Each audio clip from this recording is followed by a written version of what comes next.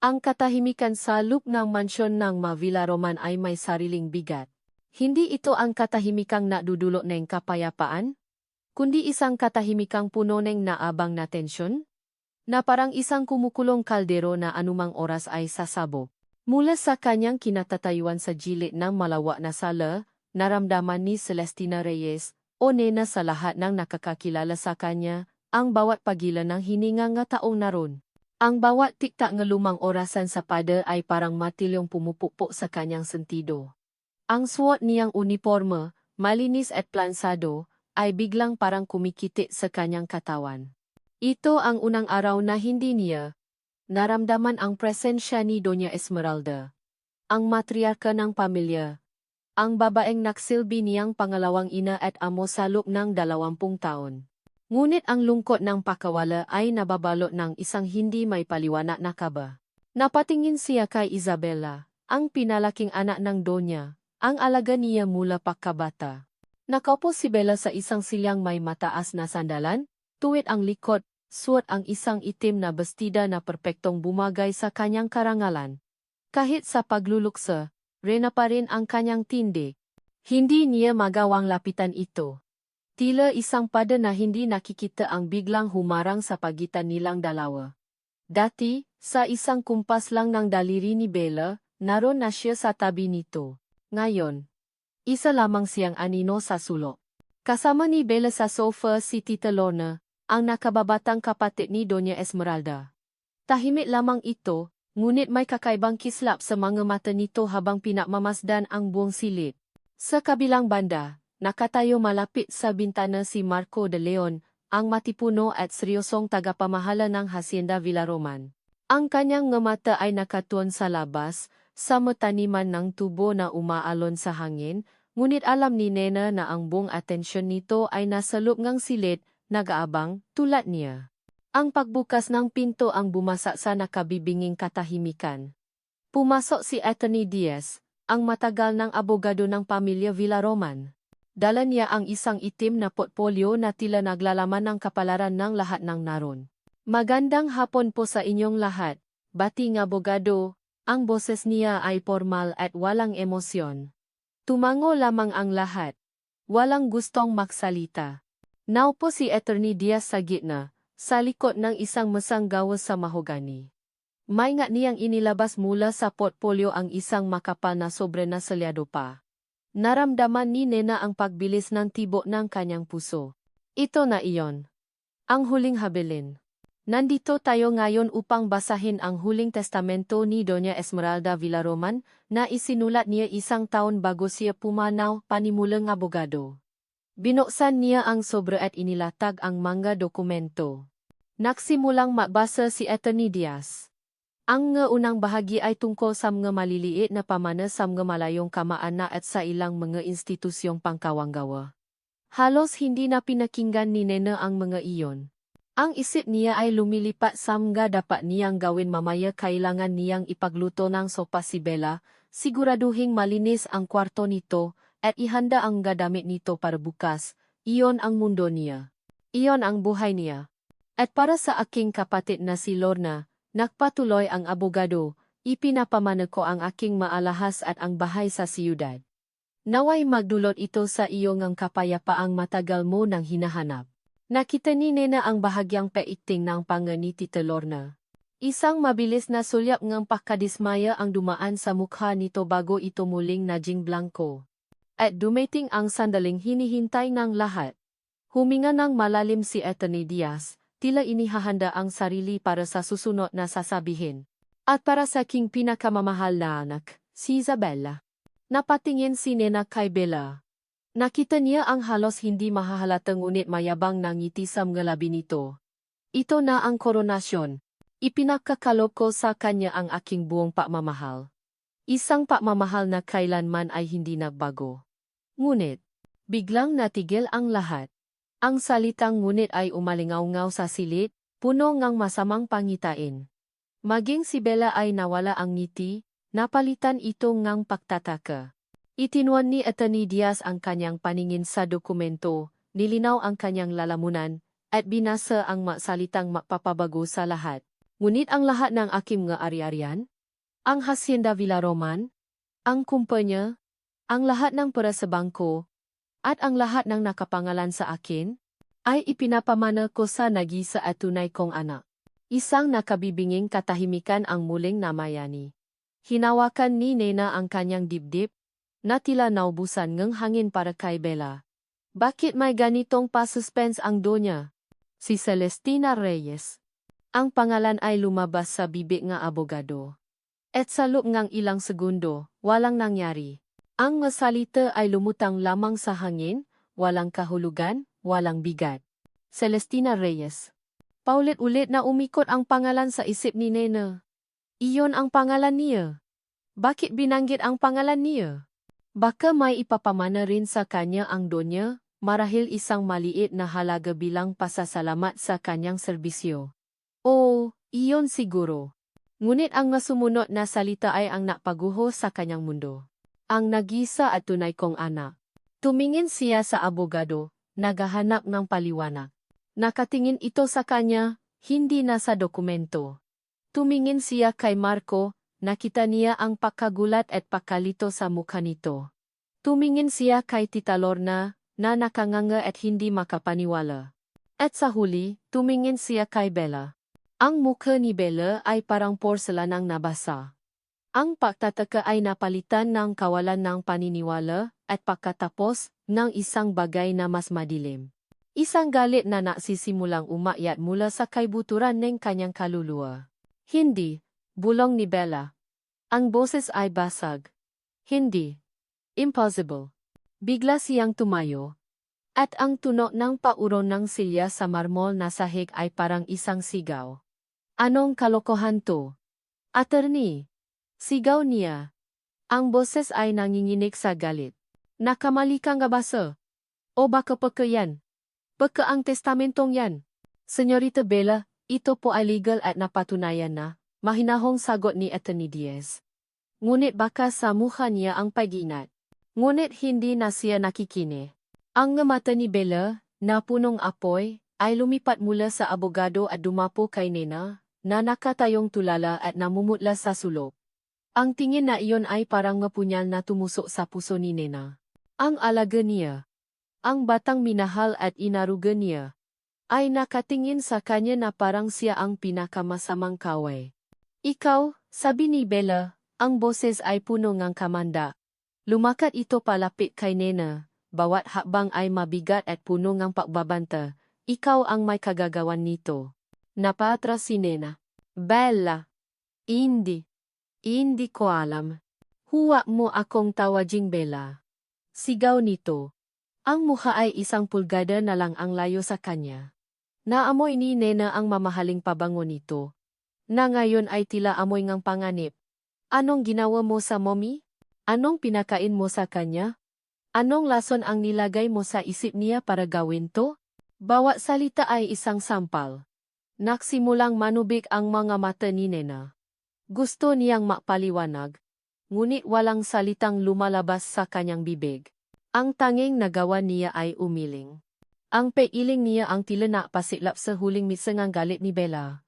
Ang mukha nitong puno ng pagkamuhi ay bumaling sa lahat. Magnanakaw. Sigaw nito. Ang boses ay umalingaw-ngaw sa buong mansyon. Inagaw mo ang buhay ko. At bago pa man may makakilos, itinaas ni Bella ang kanyang kamay.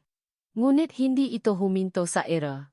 Sa gitna ng gulat ng lahat, napakawala ito ngang isang matinis na sigaw na puno ng put at pagtataksil. Isang sigaw na nakmula sa isang pusong dinurok. Ahas ka. Mangkukulam. Pinikot mo ang mommy ko. Magnanakaw. At sa huling salita, sumugot ito, handang saktan at wasakin ang babaeng minsang naging kanyang mundo. Ngunit bago pa man dumapo ang makamay nito kay Nena, isang malakas na braso ang humarang sa pagitan nila. Si Marco. Walang saysay ang takbo. Kahit gaano kabilis ang pahabang ni Nena paayat sa hagdanan, kahit gaano kahipit ang papihit niya sa seradura ng kanyang maliit na silid, hindi niya matakasan ang mga salitang humahabol sa kanya. Ang nag-isa at tunay kong anak, si Celestina Reyes. Napahandusay siya sa sahig. Ang likod ay nakasandal sa nakasarang pinto. Ang matuhod ay yakap-yakap ng mahigpit na parabang iyon na lamang ang pumipigil sa kanya na makawata-wata. Ang sigaw ni Bella, ang tingin nitong punong galit, ang akusasyon lahat ay parang mengemultong sumasayaw sa loob ng kanyang isipan. Pinagmasdan niya ang kanyang silid. Ito ang kanyang mundo sa loob ng 20 taon. Isang maliit na espasyo na sapat lamang para sa isang lumang kama, isang maliit na aparado na kinakalawang na ang bisagra, at isang bintanang nakatanaw sa padangang kusina. Dito siya natutulog? Dito siya nananaginip ng simpleng pangarap? Dito siya umiyak sa tuwing napapagalitan. Ito ang silid ng isang alipin. Ng isang yaya. Paanong ang isang tulad niya, ang isang nakatira sa ganitong lugar, ay magiging tagapagmana ng lahat ng karangyaan sa labas ng pintong ito? Isang malaking, malupit na biro. Iyon lang ang tanging paliwanag. Baka panaginip lang ang lahat. Isang masamang bangungot. Ipinikit niya ang kanyang mata. Umaasang sa pagmulat niya ay maririnig na niya ang alarm clock. At kailangan na niyang bumangon para ipagtimplang ang kape si Doña Esmeralda. Ngunit ang malamig na sahi ay ang sakit sa kanyang dibdib ay masyadong toto. Ang Donya ay wala na. At siya si Nena ay naiwan sa isang bangungot na gising. Napayuko siya at humagulgol. Hindi dahil sa yaman na diumano'y mapapasa kanya, kundi dahil sa pagkasira ng lahat ng kanyang kilala. Ang pagmamahal ni Bella, ang simpleng buhay niya, ang respeto nga kasamahan niya lahat ay naglaho sa isang iglap. Pinalitan ng pagdududa at galit. Hindi ko po ito ginusto, Donya. Bulong niya sa hangin. Sana po hindi niyo na lang ginawa to. Ilang sandali pa. May marahan siyang narinig na katok sa pinto. Nena? Ang boses ni Marco. Kalmado. Ngunit may diin. Hindi siya sumagot. Hindi niya kayang harapin ang kahit sino. Nena. Buksan mo ang pinto. Mag-usap tayo. Umiling siya, kahit alam niyang hindi siya nito nakikita. Umalis na po kayo, si Marco. Gusto ko lang pong mapaisa. Hindi ako alis hanggat hindi ka lumalabas, mariing sabi nito. Kailangan ka sa baba. Kailangan ka ang hacienda. Ang huling masalita ay tumagos sa padangang kanyang pagtanggi. Kailangan ka nga hacienda. Isang responsibilidad na hindi niya kailanman inisip na papasanin. Dahan-dahan, sa nanginginig na makamay, tumayo siya at binuksan ang pinto. Nakatayo roon si Marco, ang seryoso niyang mukha ay may bahid ng pag-alala. May dala siyang isang basong tubig. Hindi ito naksalita, iniabot lang ito sa kanya. Tinanggap ni Nena at uminom, ang malamig na tubig ay tila nagbigay ng kaunting linaw sa naguguluhan niyang isip. Salamat po, sabi niya sa mahinang boses. Hindi mo kasalanan ang nangyari, Nena, sabi ni Marco. Ang nga mata ay nakatitik sa kanya. May dahilan si Doña Esmeralda. Hindi siya gagawang isang bagay na walang malalim na basehan. Pero paano si Bella? Halos pabulong na tanong ni Nena, ang luha ay muling nakbabadya. Galit na galit siya sa akin. Ang tingin niya sa akin ay magnanakaw. Magugulat ba tayo? Buong buhay niya. Inakala niyang siya ang tagapagmana. Bigyan mo siya ngang panahon. Payo ni Marco. Ang mahalaga ngayon ay ikaw. Ano ang gagawin mo? Napayuko si Nena. Hindi ko po alam. Hindi ko po kaya to. Isa lang po akong yaya. Hindi na ngayon, mariing sabi ni Marco. Ayon sa batas, ikaw na ang may-ari ng lahat ng ito. At kasama ng karapatang yan ay ang responsibilidad, mahal ni Donya ang haciendang ito. Hindi niya ito ipagkakatiwala sa'yo kung alam niyang hindi mo kaya. May tiwala siya sa'yo, Nena. Sana, magtiwala ka rin sa sarili mo. Ang salita ni Marco ay nataning ng isang maliit na butil ng paasa sa kanyang puso. Ngunit bago pa man ito umusbong, isang boses ang pumutol sa kanilang pag-usap. Ayan ka lang pala. Hije. Sabay silang napalingon ni Marco. Nakatayo sa dulo ng pasilyo si Tita Lorna, ang mukha ay nagpapakita ng labis na paalala. Lumapit ito at agad siyang niyakap. Isang yakap na sa una ay parang bibigay ginhawa, ngunit may dala itong kakaibang lamig. Kawawang bata, sabi ni Tita Lorna, habang hinahaplos ang kanyang likod. Napasubo ka sa isang malaking gulo. Alam kong hindi mo ito ginusto. Kumalas si Nena sa yakap. Tita Lorna. Shh! Sabi nito, inilagay ang isang daliri sa kanyang malabi. Huwag kang maalala, naiintindihan kita. Tumingin ito sa paligid ng maliit na silit ni Nena, at isang bahagyang ngisi ang gumuhit sa malabi nito.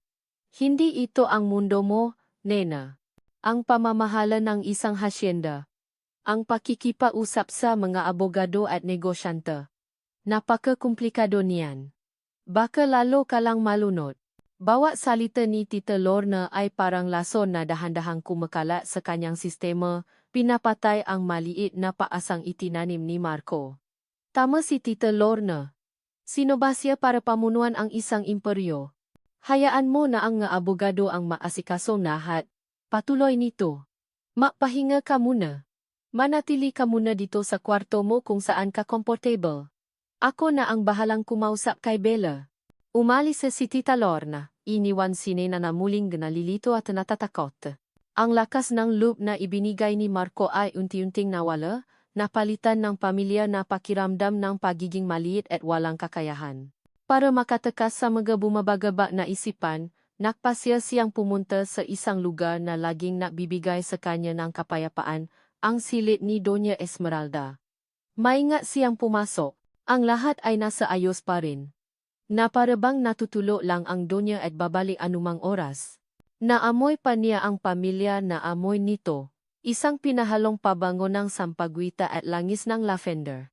Nagsimula siyang maglikpit ng ilang magagamit, isang gawaing nakasanayan na niya.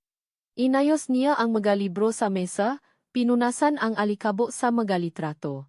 Habang inayos ang mga gamit sa ibabaw ng tokado, napansin niya ang isang lumang kahon ng musika na gawa sa kahoy.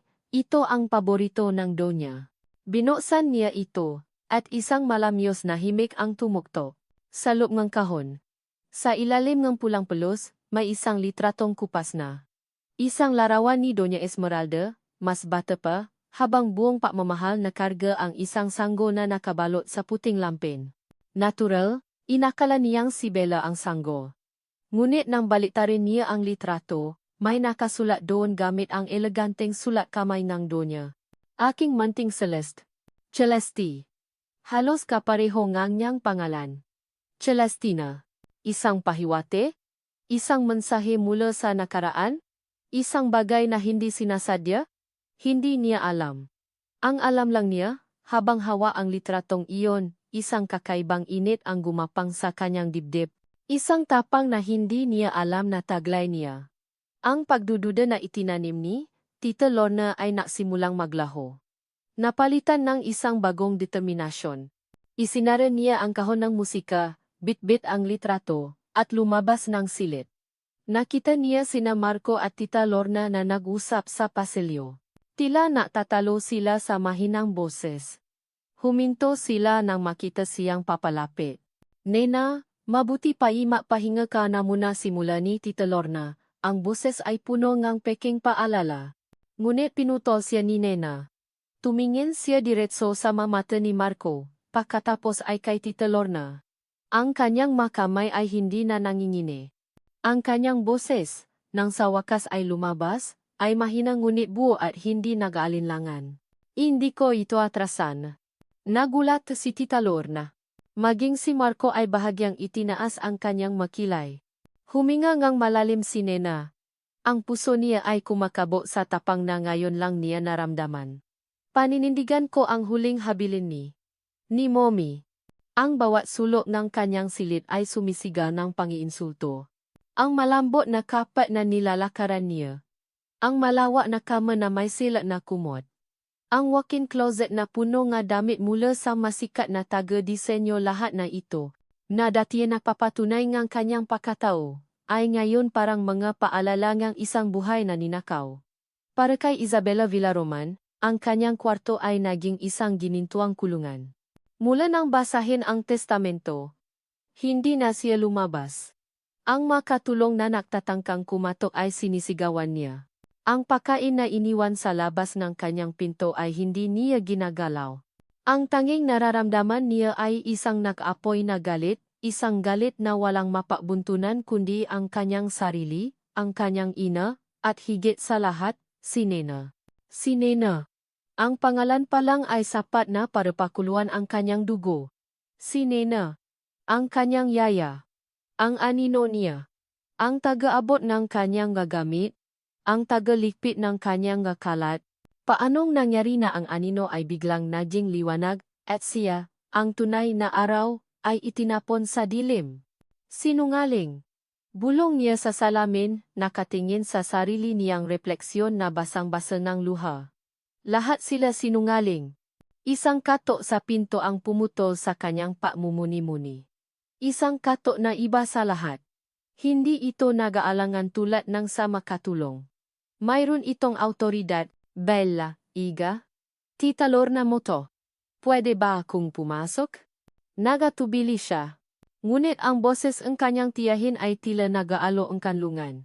Sa lahat ng tao sa mansyon, si Tita Lorna lang ang tila nakakaintindi sa sakit na nararamdaman niya. Dahan-dahan, binuksan niya ang pinto. Agad siyang niyakap ni Tita Lorna. Diyos ko! Hija! Naalala ako sa iyo. Tignan mo ang sarili mo. Hindi ka kumakain.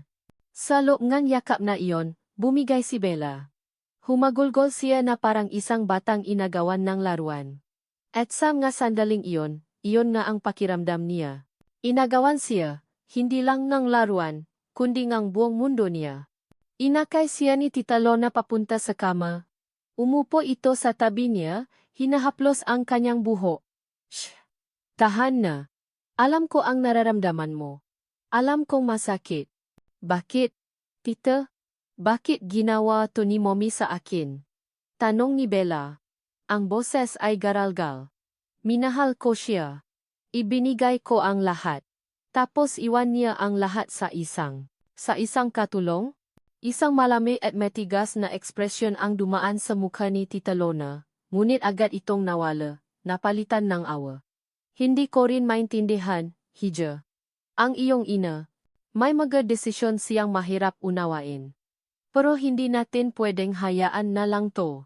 Tumingin si Bella sa kanyang tiyahin. Ang mga mata'y puno ng tanong. She stole your life, Hija, maring sabi ni Tita Lorna. Ang boses ay puno ng lason na nakabalot sa matamis na pagmamalasakit. Inagaw niya ang pangalan mo, ang yaman mo, ang kinabukasan mo. Hindi tayo pwedeng pumaya lang. We have to take it back. Pero paano, tita? Legal ang testamento.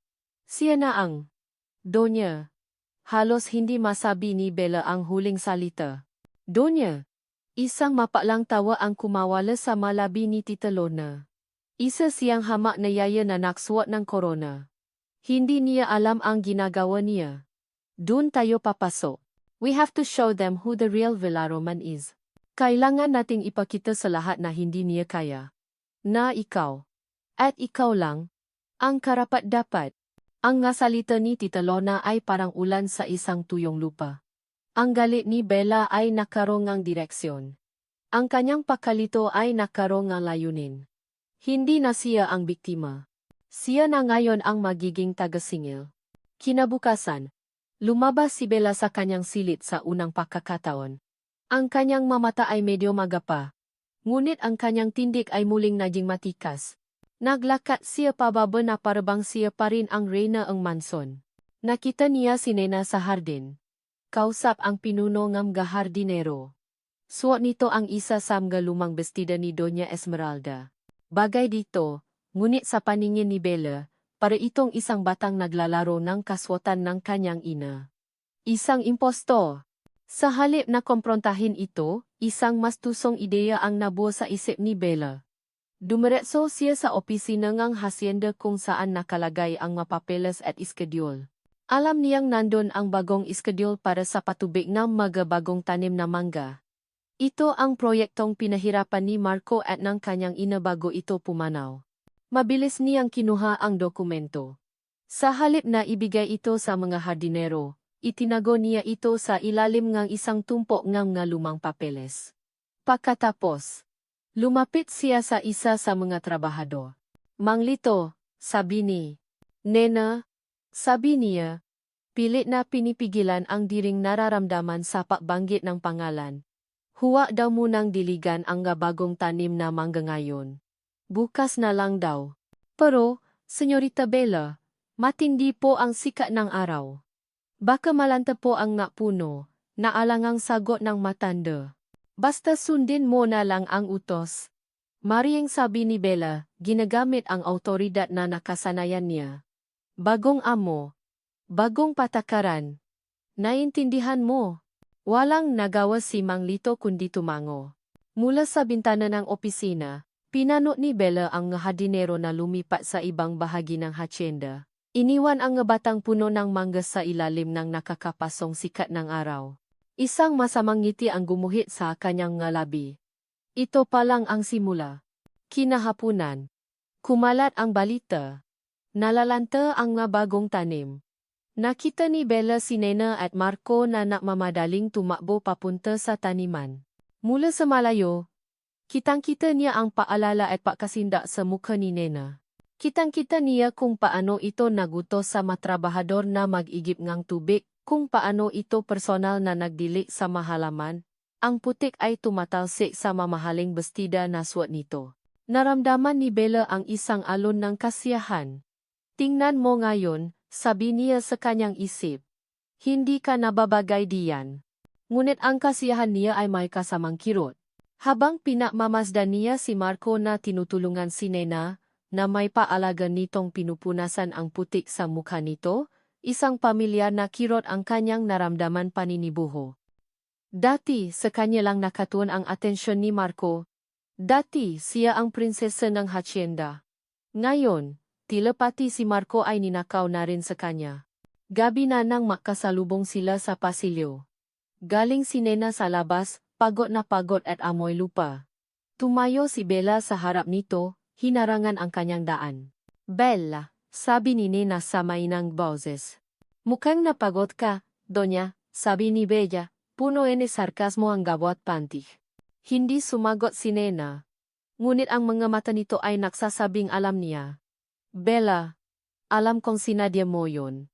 Ang direktang akusasyon ay nagulat kay Bella, ngunit hindi niya ito ipinahalata.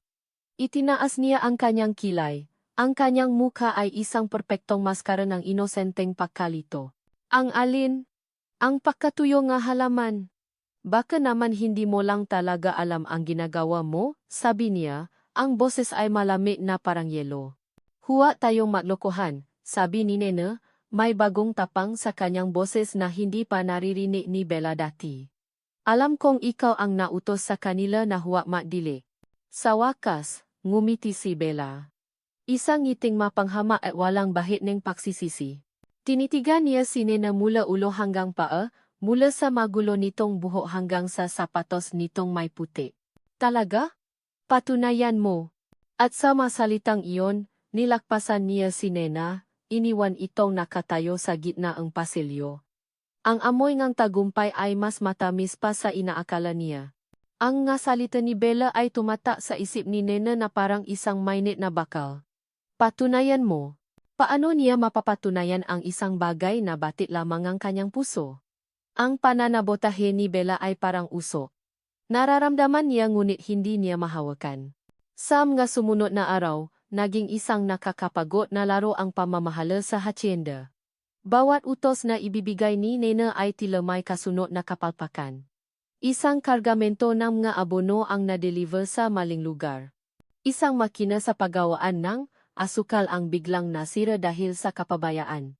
Alam ni Nena, sa kaibuturan ng kanyang kaluluwa, na may kamay na gumagalaw sa dilim, isang kamay na paari ni Bella, na marahil ay ginagabayan pa ng kanyang tita Lorna. Huwag mo na lang silang pansinin, payo sa kanya ni Marco isang hapon habang sabay nilang sinusuri ang nasirang makina. Ang kailangan mong gawin ay ma-focus sa mas malaking problema, at ano po yun? Tanong ni Nena, pinupunasan ang grasa sa kanyang kamay. Ang pera. Seryosong sagot ni Marco. Kailangan nating malaman kung gaano kalakas o kahina ang hacienda. Hindi sapat ang kita mula sa tubo at mangga. Kailangan nating malaman ang kabuuang estado ang ating pananalapi. Tama si Marco, mula nang basahin ang testamento, ang tanging nasa isip ni Nena ay ang gulo sa pamilya. Hindi pa niya lubusang naunawaan ang bigat ng mana na ipinasa sa kanya. Para sa kanya, ang Hacienda Villaroman ay isang paraiso. Isang lugar na sagana at walang katapusan ang yaman. Kailangan neting makausap si Mang Fidel, ang accountant, sabi ni Marco. Matagal na siyang nagsisilbi sa pamilya niyo. Alam niya ang bawat sentimo na pumapasok at lumalabas sa kaban ng yaman. Kinabukasan, ipinatawag nila si Mang Fidel sa opisina. Pumasok ang matandang accountant, may daladalang isang makapal na ledger. Ang kanyang mabalikat ay tila may pasan na hindi nakikita, at ang mga mata niya sa likod ng makapal na salamin ay puno ng pag-aalala. Magandang umaga po, senyorita. Nena. Sir Marco, bati nito. Ang boses ay mababa at tila naalangan. Mang Fidel, salamat sa pag-dating. Simula ni Nena. Sinisikap na maging formal at may autoridad. Gusto po sana naming malaman ang kasalukuyang financial status ng hacienda. Napalunok si Mang Fidel. Maingat niyang inilapa ang ledger sa mesa at binuksan ito. Ang nga pahina ay puno nga numero, mga listahan, at mga kalkulasyon. Sa unang tingin, mukhang kahanga-hanga. Malalaking numero ang nakasulat sa ilalim ng kolum ng assets. Ang mansyon, ang lupain, ang nga makinarya. Ngunit nang ituro ni Mang Fidel ang kabilang pahina, ang pahina ng liabilities, nagsimulang gumuho ang mundo ni Nena. Ito po ang problema, senyorita, sabi ngang matanda. Ang daliri ay nanginginig habang tinutunton ang isang mahabang listahan ng nga utang. Nga utang sa bangko para sa expansion, nga pautang para sa mga bagong makinarya, nga hindi nabayarang buwis. Anong ibig sabihin niyan? Tanong ni Nena. Ang puso niya ay nagsisimulang kumabo ng mabilis. Huminga ng malalim si Marco, na tila naintindihan na niya ang tinutumbok ng accountant. Ang ibig niyang sabihin, Mang Fidel, ay mas malaki ba ang utang natin kaysa sa ating kinikita? Isang mabagal na tango mula sa matandang accountant ang naging sagot. Iyon ay isang tango na sumira sa lahat ng akala ni Nena. Ang Hacienda Villaroman po ay dumudugo, alos pabulong na sabi ni Mang Fidel. Sa mga nakaraang taon, sunod-sunod ang mga maling investment na ipinasok ni Doña Esmeralda base sa payo ng ilang mga konsultan. Akala niya ay palalagwin nito ang hacienda, pero kabaliktaran ang nangyari. Sinubukan niyang bawiin sa pamamagitan ng pautang sa bangko, umaasang makakabawi ang ani. Ngunit hindi po nangyari. Tumingin si Nena sa paligid ng opisina ang mamahaling muebles, ang maantigo, ang malawak na bintanang tanaw ang walang katapusang lupain. Lahat na ito ay isang ilusyon. Isang magandang fatsada na nagtatago sa isang bulok na pundasyon. Hindi niya namana ang isang kaharian. Isang gintong sumpa ang ipinasa sa kanya. Isang pangalan na may karangalan, ngunit may kaakibat na responsibilidad na nakakalunod. Gaano kalaki ang utang? Nagawa niyang itanong, ang boses ay parang hindi sa kanya. Binuklat ni Mang Fidel ang huling pahina. May isang numero doon na nakasulat sa pulang tinta, at binilugan ng ilang beses. Napasinghap si Nena. Ang ma-zero ay tila humahaba, naging isang ahas na handang sakmalin siya. May mga babayarin tayo, Nena, sabi ni Marco, ang boses ay mahinahon ngunit seryoso. Sinusubukan nitong maging matatak para sa kanilang dalawa. Kailangan nating gumawa ng paraan. Kakausapin ko ang nga supplier. Susubukang i-restructure ang nga utang. Napatayo si Nena at lumapit sa bintana. Ang paraisong dati niyang pinapangarap ay naging isang bangungot. Naintindihan na niya ngayon. Marahil. Ito ang dahilan kung bakit ipinamana sa kanya ni Donya ang lahat. Hindi ito pabuya. Ito ay isang pagsubok. Isang desperadong pag-asa na baka siya, sa kanyang simpleng pananaw at dalisay na pagmamahal sa hacienda, ay makakahanap ng paraan na hindi nakita ng Donya. Ngunit ang pag-asang iyon ay kasing nipis ng sinulit. Paano niya sasagipin ang isang lumulubo na barko kung hindi man lang siya marunong lumangoy? Habang hawak niya ang bigat ng katotohanan ito, isang bagay ang nabigay sa kanya ng kakaibang lakas. Tumingin siya kay Marco, na nakatayo sa likod niya, hindi umalis, handang saluhin siya kung sakaling bumaksak. Hindi ka nag-isa dito, Nena, sabi ni Marco, na tila nabasa ang kanyang isip. Inilagay nito ang isang kamay sa kanyang balikat, isang simpleng gesto na nagbigay ng init sa nanlalamig niyang katawan. Makasama nating haharapin ito. Sa isang saglit, naniwala siya. Naniwala siyang kaya nila. Ngunit sa sandaling iyon, ang katahimikan ay binasa ng isang matinis na tuno. Ang telepono sa ibabaw ng mesa ay nagriring. Walang gapagalinlangan, sinagot ito ni Marco. Hacienda Villaroman, Marco de Leon speaking. Nakinig si Marco. Ang kanyang mukha ay dahan-dahang nagbago. Ang kumpiyansa sa kanyang nga mata ay napalitan ng pakabigla. At pagkatapos, ng isang bagay na mas malalatakot. Ang kamay niyang nakahawa sa telepono ay namutla. Dahan-dahan niyang ibinaba ang telepono sa lalagyan nito. Ang tunog ng paglapa nito ay parang isang hato. Tumingin siya kay Nena. Ang kanyang nga mata ay sumasalamin sa isang bagong uri ng desperasyon na hindi pa nakikita ni Nena dati. Ang bangko. Bumalis ang tibok ng puso ni Nena. Kailangan nating magbayad ng 10 milyon sa loob ng 30 araw, sabi ni Marco. Ang boses ay halos hindi marinig. Kundi, kukunin nila ang lahat. 10 milyon. 30 araw. Ang manumero ay umugong sa isipan ni Marco de Leon na parang isang sirena ng papalapit na panganib. Mula nang malaman niya ang ultimatum ng bangko, ang bawat paglipas ng oras ay parang isang butilang buhangin na nahuhulo sa isang hourglass, dahan-dahang inubos ang natitirang pag-asa ng Hacienda Villaroman.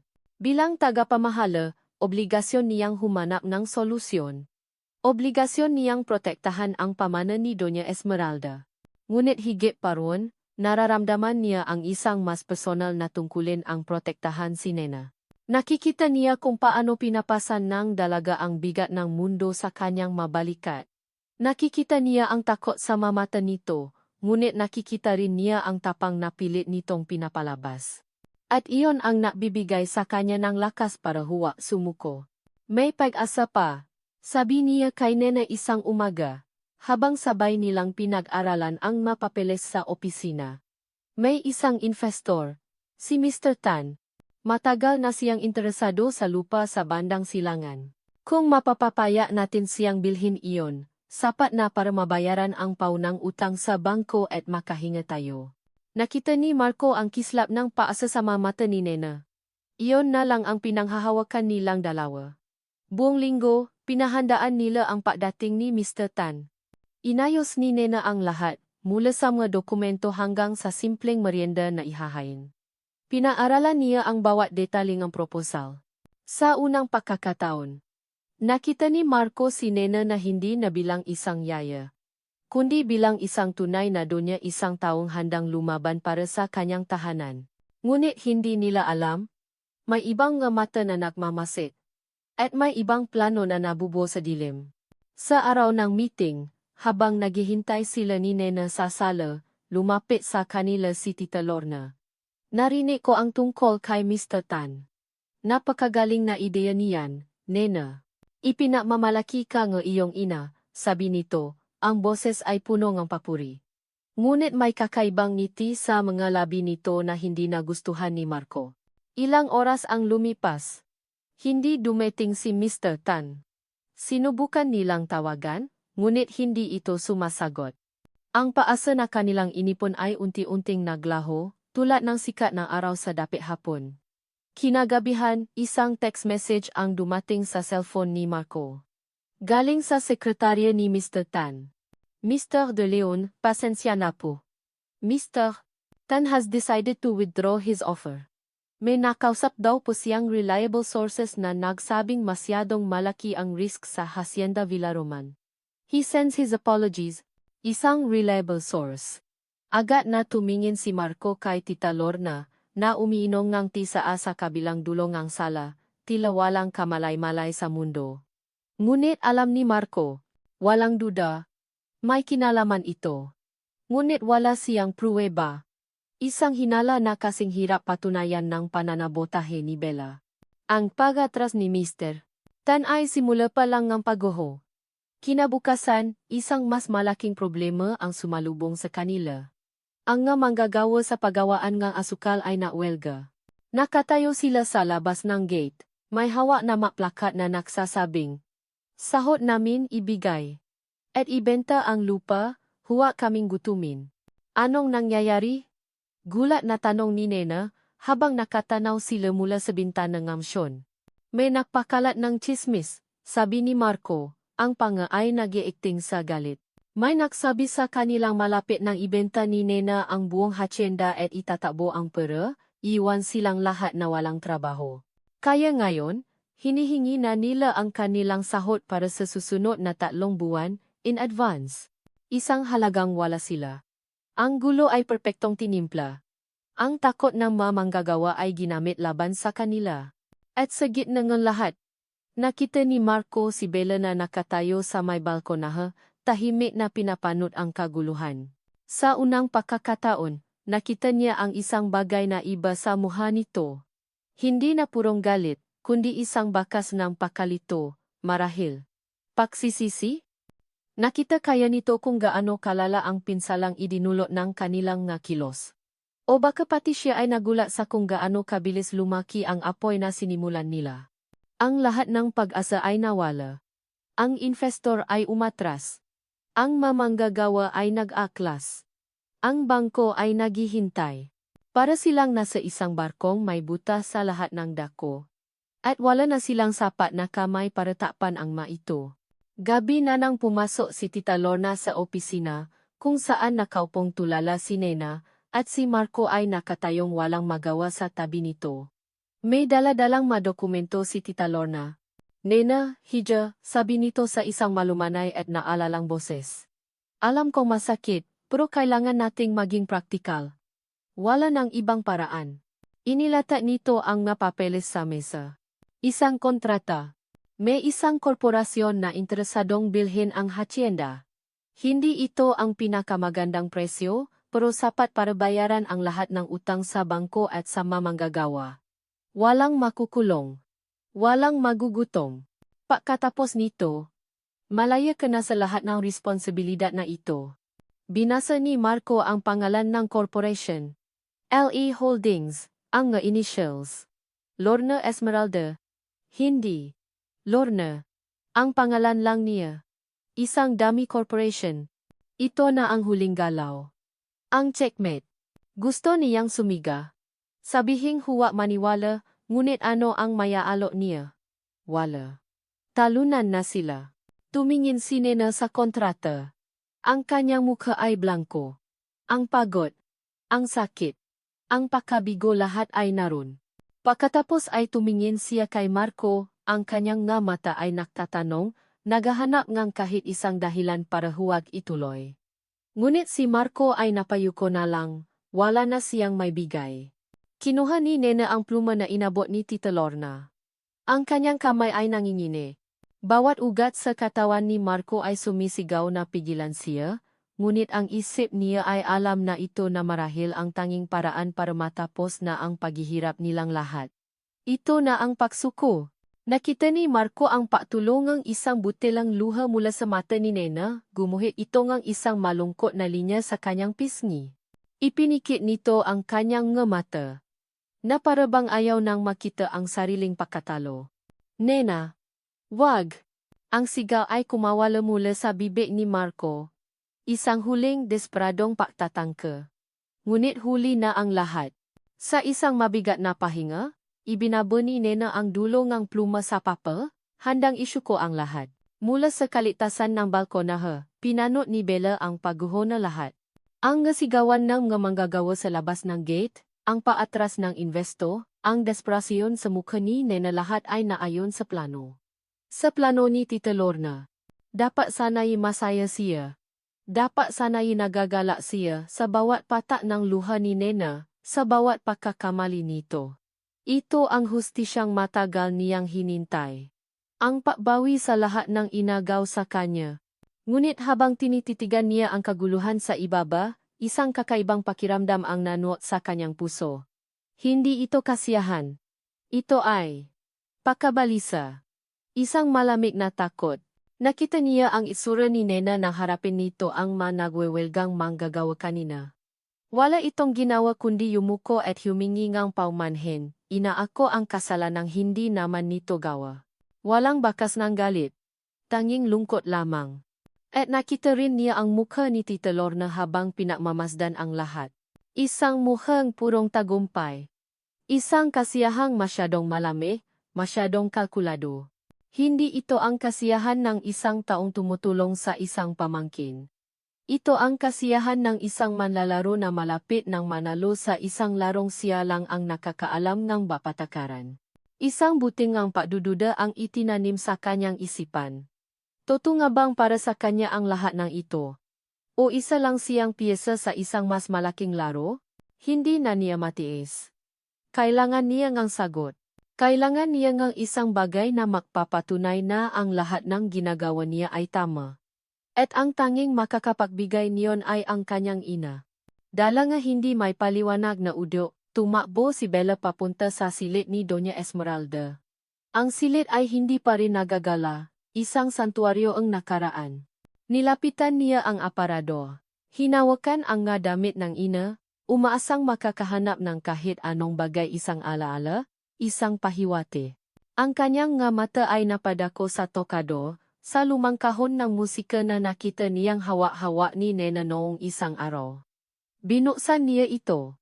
Ang pamilya na himig ay tumuktok, ngunit sa halip na magbigay ginhawa, nagdulot ito sa kanyang kaba. May mali. May kulang. Pinagmasdan niya ang loob ng kahon. Ang pulang pelos. Ang maliit na espasyo para sa mga alahas. Inangat niya ang pelus na sapin. Wala. Ngunit nang kapain niya ang ilalim, naramdaman niya ang isang bahagyang umbok. Isang siwang. Isang huwad na ilalim. Gamit ang kanyang kuko, maingat niyang binuksan ang lihim na kompartimento. Sa loob, may isang bagay na nakatago. Isang sobre na naninilaw na sa katagalan, selyado ngang pulang wax na may selyo ngang pamilya Villaroman. Nakasulat sa sobre, gamit ang sulat kamay ngang kanyang ina, para sa aking Isabela. Nanginginig ang nga kamay ni Bella habang binubuksan ang liham. Ito na iyon. Ang paliwanag. Ang katotohanan. Isabela. Anak ko. Simula ng liham. Kung binabasa mo ito, nangangahulugang ang pinakamatindi kong kinatatakutan ay naganap na. Ang lihim na itinago ko sa loob ng maraming taon ay nabunyak na, at malamang, ang puso mo ay punong galit at pakalito. Patawarin mo ako, anak. Lahat ng ginawa ko ay para protektahan ka. At siya. Nagpatuloy sa pagbasa si Bella, ang bawat salita ay parang mga dagang unti-anting sumisira sa pundasyon ng kanyang pagkatao. Ang iyong Tita Lorna. Palagi siyang nainggit sa akin. Nang ipanganak ko ang aking panganay, ang tunay na tagapakmana ng Villaroman, si Celestina, halos mamatay siya sa galit. Isang gabi, habang mahimbing akong natutulog, tinangka niyang saktan ang sanggol. Isang pagtatangkang pinigilan ng isang tapat na katulong.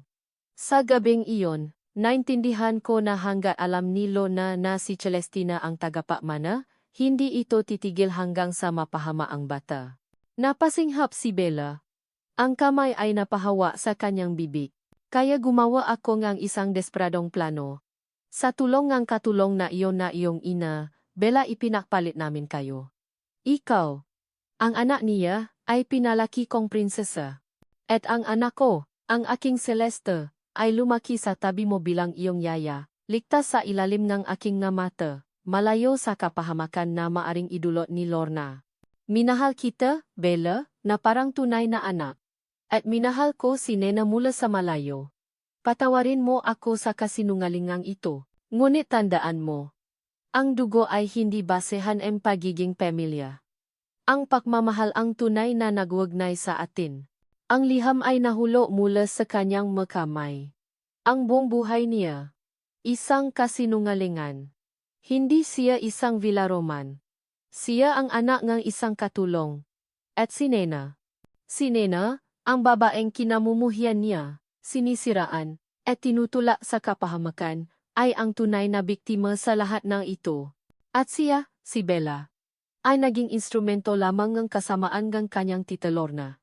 Ang parehong kasamaan na gustong pumatay kay Nena noon ay ang kasamaang gumagamit sa kanya ngayon para sirain ito. Isang malakas na hikbi ang kumawala sa kanya.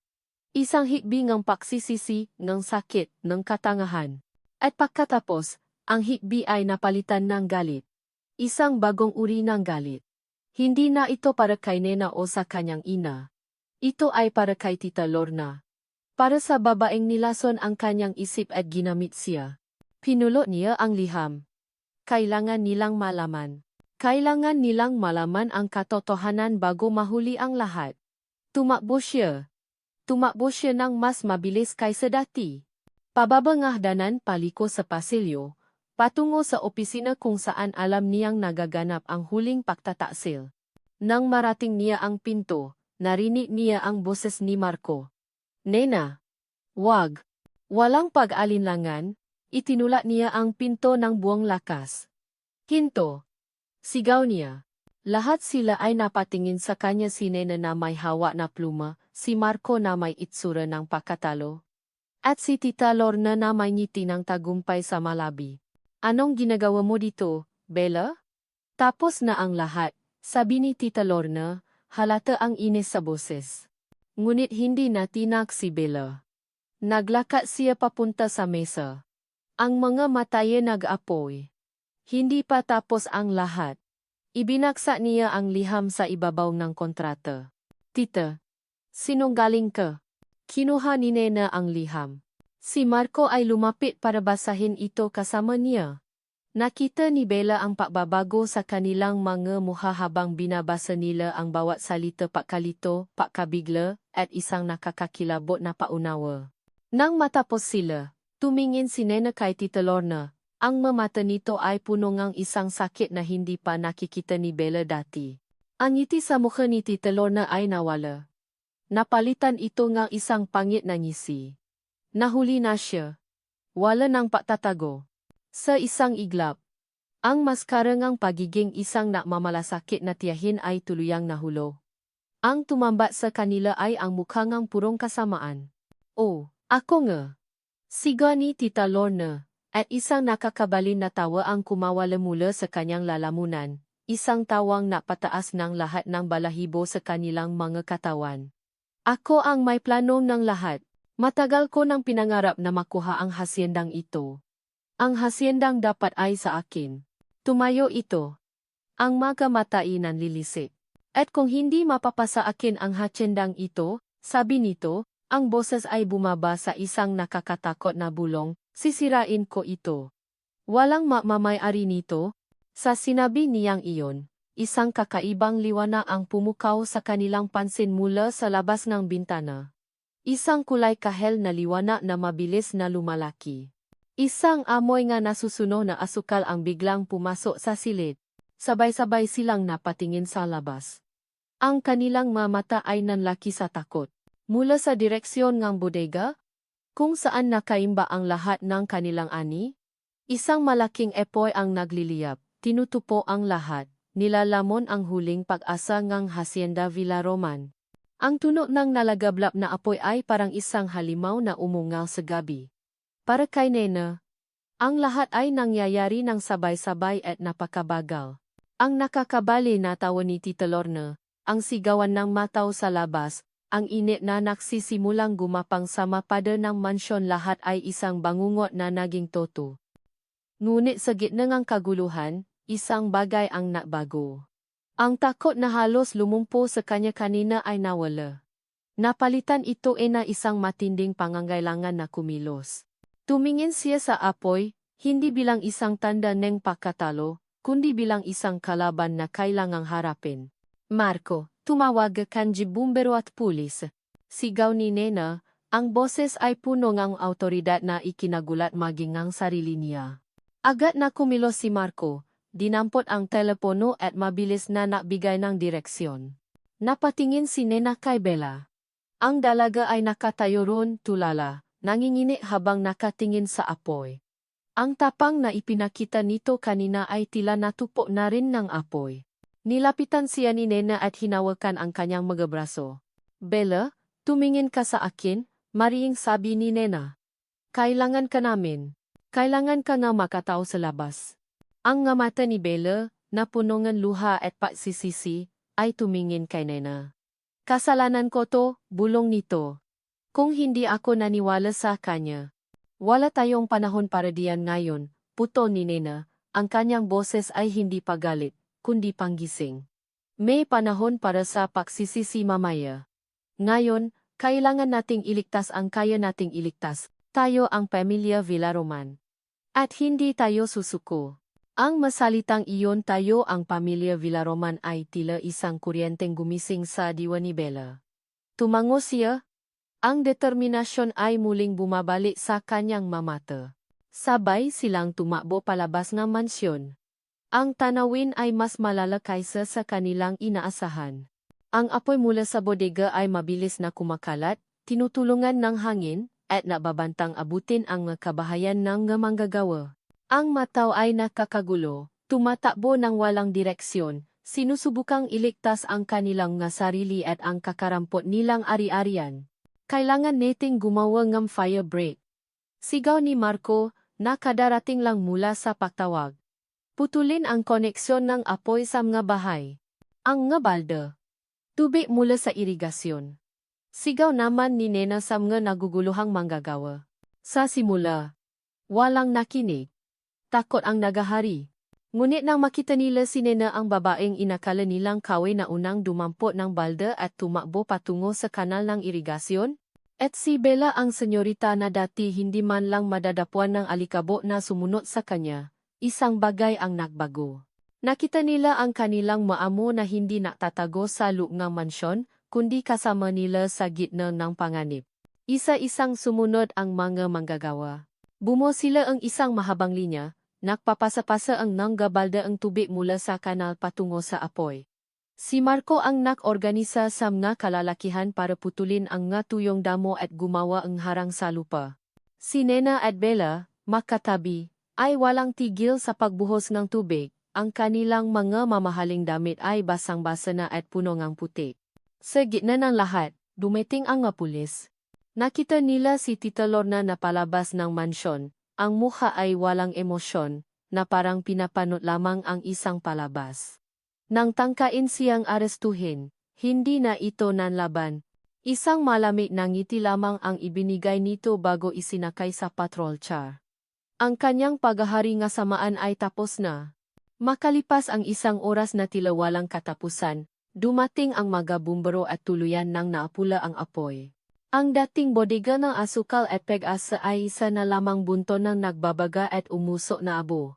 Maraming nasira, ngunit walang buhay na nawala. Ang nga kabahayan ay nailigtas. Nang tumila ang lahat, naiwan ang katahimikan. Si Nena at Bella ay napaupo sa lupa, pagod na pagod. Nangingitim sa uling, ngunit makatabi. Matagal silang hindi nagsalita. Pagkatapos, isang mahinang hikbi ang narinig ni Nena mula kay Bella. Patawarin mo ako. Nena, sabi ni Bella. Ang boses ay basag. Sa lahat ng ginawa ko, sa lahat ng sinabi ko. Bulag ako sa galit. Patawarin mo ako. Tumingin si Nena sa babaeng katabi niya. Hindi na niya nakita ang isang kawe o ang isang senyorita. Ang nakita niya ay isang kapatid na naligaw en landas at ngayon ay nasasaktan. Inabot niya ang kamay ni Bella at hinawakan ito ng mahigpit. Pinapatawad na kita, Bella, sabi ni Nena, at ang sarili niyang nga luha ay nagsimula na ring pumata. Mga luha hindi ng sakit, kundi ng ginhawa. Pareho tayong biktima na kasinunggalingan. Pareho tayong nasaktan. Napatingin si Bella sa kanya. Ang nga mata'y punong hindi makapaniwalang pasasalamat, pero, paano? Dahil makapatid tayo, Bella, simpleng sagot ni Nena. Hindi man sa dugo na ibinigay sa iyo ni Mommy Esmeralda, pero sa pusong ibinahagi niya sa ating dalawa. At yon ang mas mahalaga. Sa mga salitang iyon, ang huling pada sa pagitan nila ay tuluyan ng gumuho. Niyakap ni Bella si Nena, isang yakap na punong pagsisisi, pasasalamat at pagtanggap. At sa gitna ng abo at pagkawasa. Sa ilalim ng kalangitang puno ng bituin, dalawang kapatid ang sa wakas ay natakpuan ang isa't isa. Lumapit si Marco sa kanila. May dala siyang 2 botelya ng tubig. Inabot niya ito sa kanila, isang maliit na ngiti ang nasa kanyang ngalabi. Tumingin siya kay Nena. At sa kanyang mamata. Nakita ni Nena hindi lang ang pahangang ng isang tagapamahala, kundi ang pagmamahal ng isang lalaking nakasaksi sa kanyang pagbabago. Simulan natin ulit, sabi ni Marco, ang boses ay puno ng pag-asa. Tayong lahat. Makalipas ang 6 na buwan. Ang hangin sa Hacienda Villaroman ay iba na. May amoy ito ng bagong pintura, ng sariwang lupa, at higit sa lahat, ng bagong paasa. Ang nasuno na bodega ay ginigiba na. Papalitan ng isang bagong pasilidad na mas moderno. Ang mga manggagawa ay masisipa sa kanilang magawain. Ang kanilang mga mukha ay masaya na. Hindi na puno ng takot. Nakatayo sa tuktok ng isang buro sina Nena, Bella, at Marco, pinakmamasdan ang pagsibol ng bagong hacienda mula sa abo. Si Bella, suot ang simpleng pantalon at bota, ay abala sa pag-aral ng bagong paraan ng pagsasaka. Natuklasan niya ang isang hili at talino sa agrikultura na hindi niya alam na taglay niya. Siya na ngayon ang namamahala sa operasyon sa bukid. Si Marco ay nananatiling tapat na tagapamahala, pero ang relasyon nila ni Nena ay mas malalim na. Ang kanilang mga kamay ay laging naghahanap ng paraan para makadaw pa. Ang kanilang mga tingin ay laging nagsasalubong sa gitna ng karamihan. Isang pag-ibig na isinilang sa gitna ng pagsubok. At si Nena, hindi na niya suot ang bestida ni Doña Esmeralda. Hindi na rin niya suot ang luma niyang uniforma. Suot niya ang sarili niyang damit, isang kasotang simple ngunit nagpapakita ng kumpiyansa. Siya ang puso ng hacienda, ang nagbibigay ng inspirasyon, ang nagpapanatili ang balanse sa lahat. Huminga siya ng malalim, nilalasap ang sariwang hangin ng umaga. Tumingin siya kay Bella na nakikipagtawanan sa ilang manggagawa, at kay Marco na nakatingin sa kanya ng may buong pagmamahal. Ang yaman ay hindi pala nasusuka sa laking lupain o sa daming para sa bangko. Ang tunay na yaman, natutunan niya, ay nasa katatagan ng puso, sa kakayahang magpatawad, at sa pagmamahal ng taong itinuturing mong pamilya. Hindi na siya si Celestina Reyes, ang yaya. Hindi na rin siya si Doña Celestina Villaroman, ang tagapakmana. Siya na ngayon si Nena. At sa unang pagkakataon sa kanyang buong buhay, naramdaman niyang siya ay tunay na nakauwi na. At dito natatapos ang makulay na kwento ni Nena, Bella, at Marco, sa isang haciendang minsan ay naging saksi sa kasinungalingan, ngunit ngayon ay simbolo ng mapaasa at panibagong simula. Mula sa kaibuturan ng aking puso, maraming salamat sa inyong walang sawang pagsubaybay sa bawat kabanata ng Ang Lihim ng Hacienda Villaroman. Ang pagsulat ng kwentong ito ay isang paglalakbay din para sa akin. Kasama ninyo akong kinabahan, nagalit, nalungkot, at umasa para sa ating mga bida. Bawat emosyon na naramdaman ninyo ay naramdaman ko rin habang isinusulat ang bawat salita. Sa pamamagitan ng kwento ni Nena, ninais kong ipaalala sa ating lahat na ang tunay na halaga at karangalan ay hindi nasusukat sa dugo o sa dami ng yaman. Ito ay natatakpuan sa kadalisayan ng puso, sa tapang na bumangon mula sa pagkakamali, at sa walang hanggang kapangyarihan ng pagpapatawad. Naway baunin natin ang aral na ang pamilya ay hindi lamang nasa pangalan, kundi nasa pagmamahal at pag-arugang kusang ibinibigay natin sa isa't isa. Ngayon, nais ko namang marinig ang inyong saloobin. Ano ang pinakapaborito ninyong eksena? Anong aral ang pinakanatutunan ninyo mula sa paglalakbay ni Nena at Bella? Huwag po kayong mag-atubiling ibahagi ang inyong mga naisip sa comment section sa ibaba. Ang bawat salita mula sa inyo ay isang mahalagang regalo para sa akin. Muli, mula sa inyong lingkod, isang taos-pusong pasasalamat. Hanggang sa ating susunod na kwentong pampuso.